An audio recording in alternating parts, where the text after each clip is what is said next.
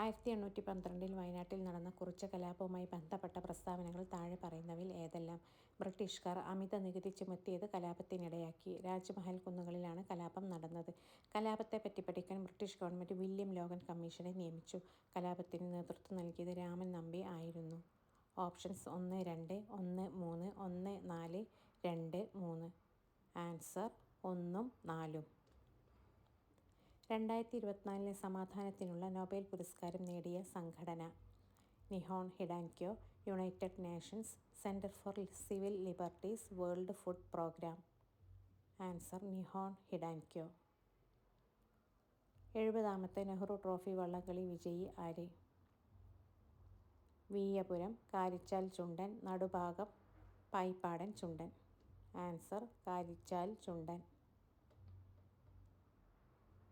Thanks for watching my dear friends. Please like, subscribe and share.